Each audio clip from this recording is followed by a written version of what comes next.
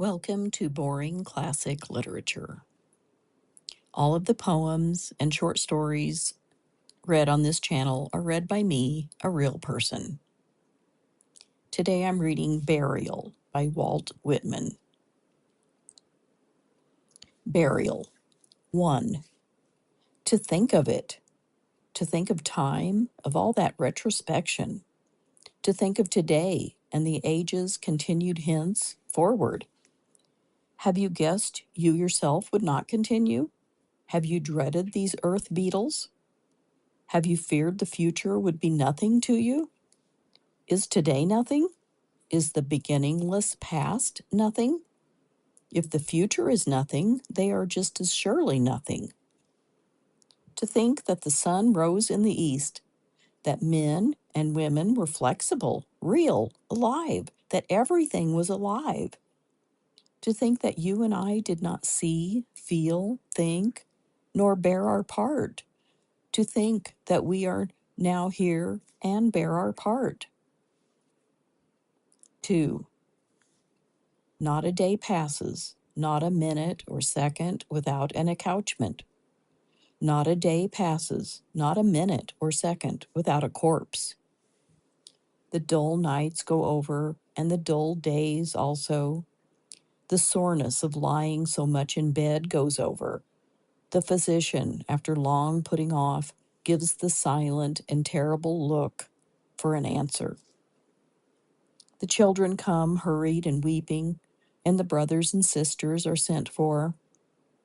Medicines stand unused on the shelf. The camphor smell has long pervaded the rooms. The faithful hand of the living does not desert the hand of the dying. The twitching lips press lightly on the forehead of the dying. The breath ceases, and the pulse of the heart ceases. The corpse stretches on the bed, and the living look upon it. It is palpable as the living are palpable. The living look upon the corpse with their eyesight, but without eyesight lingers a different living and looks curiously on the corpse. 3. To think that the rivers will flow, and the snow fall, and fruits ripen, and act upon others as upon us now, yet not act upon us. To think of all these wonders of city and country, and others taking great interest in them, and we taking no interest in them. To think how eager we are in building our houses. To think others shall be just as eager, and we quite indifferent. I see one building the house that serves him a few years, or 70 or 80 years at most. I see one building the house that serves him longer than that. Slow-moving and black lines creep over the whole earth. They never cease. They are the burial lines. He that was president was buried, and he that is now president shall surely be buried. 4. Cold dashes of waves at the ferry wharf, posh and ice in the river, half-frozen mud in the streets, a gray, discouraged sky overhead, the short last daylight of 12th month. A hearse and stages, other vehicles give place. The funeral of an old Broadway stage driver, the cortege, mostly drivers. Steady the trot to the cemetery. Duly rattles the death bell.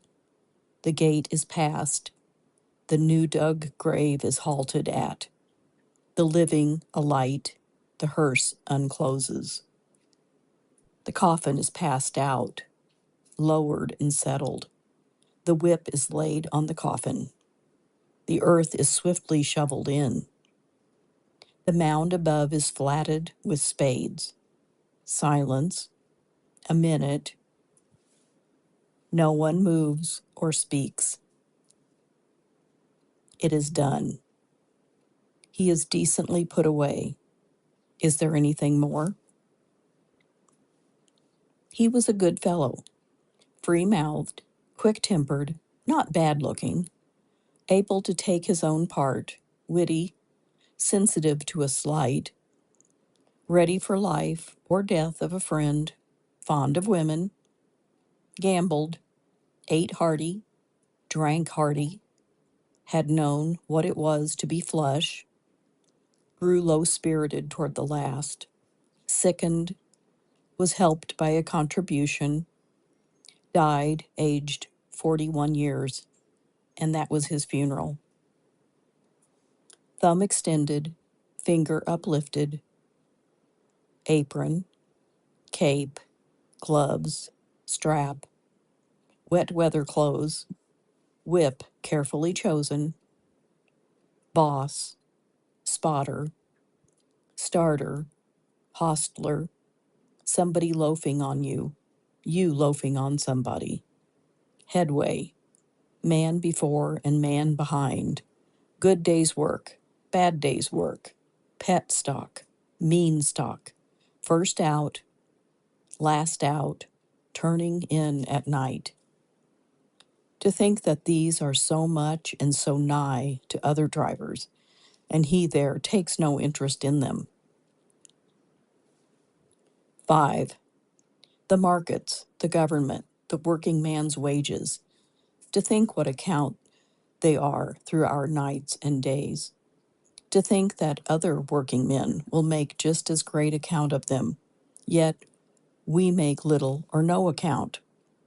The vulgar and the refined, what you call sin and what you call goodness. To think how wide a difference. To think the difference will still continue to others, yet we lie beyond the difference.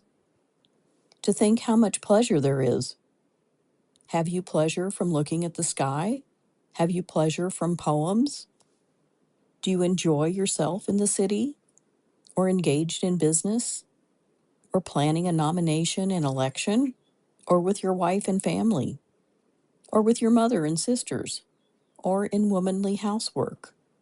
Or the beautiful maternal cares?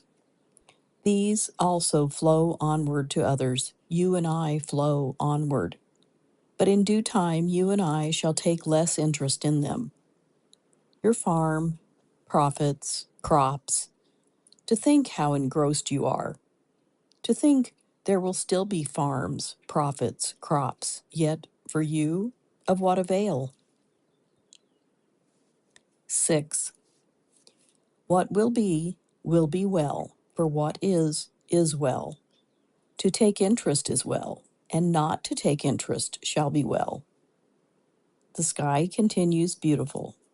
The pleasure of men with women shall never be sated, nor the pleasure of women with men, nor the pleasure from poems. The domestic joys, the daily housework or business, the building of houses, these are not phantasms. They have weight, form, location. Farms, profits, crops, markets, wages, government, are none of them phantasms. The difference between sin and goodness is no delusion. The earth is not an echo. Man and his life and all the things of his life are well considered. You are not thrown to the winds. You gather certainly and safely around yourself. Yourself, yourself forever and ever. 7. It is not to diffuse you that you were born of your mother and father. It is to identify you. It is not that you should be undecided, but that you should be decided. Something long preparing and formless is arrived and formed in you. You are henceforth secure, whatever comes or goes. The threads that were spun are gathered, the weft crosses the warp, the pattern is systematic. The preparations have everyone been justified. The orchestra have sufficiently tuned their instruments. The baton has given the signal. The guest that was coming, he waited long for reasons. He is now housed. He is one of those who are beautiful and happy. He is one of those that to look upon and be with is enough. The law of the past cannot be eluded. The law of the present and future cannot be eluded. The law of the living cannot be eluded. It is eternal. The law of promotion and transformation cannot be eluded. The law of heroes and good doers cannot be eluded. The law of drunkards, informers, mean persons, not one iota thereof can be eluded. 8. Slow-moving and black lines go ceaselessly over the earth. Northerner goes carried, and southerner goes carried, and they on the Atlantic side, and they on the Pacific, and they between, and all through the Mississippi country, and all over the earth. The great masters and cosmos are well as they go. The heroes and good doers are well. The known leaders and inventors, and the rich owners and pious and distinguished may be well. But there is more account than that. There is strict account of all. The interminable hordes of the ignorant and wicked are not nothing. The barbarians of Africa and Asia are not nothing. The common people of Europe are not nothing. The American Aborigines are not nothing. The infected in the immigrant hospital are not nothing. The murderer or mean person is not nothing. The perpetual successions of shallow people are not nothing as they go. The lowest prostitute is not nothing. The mocker of religion is not nothing as he goes. 9. I shall go with the rest. We have satisfaction. I have dreamed that we are not to be changed so much, nor the law of us changed. I have dreamed that heroes and good doers shall be under the present and past law, and that murderers, drunkards, liars shall be under the present and past law. For I have dreamed that the law they are under now is enough.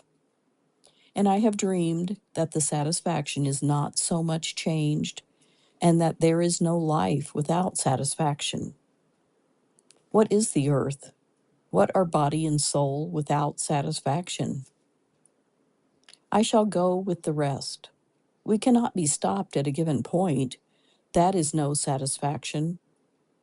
To show us a good thing, or a few good things for a space of time, that is no satisfaction. We must have the indestructible breed of the best, regardless of time.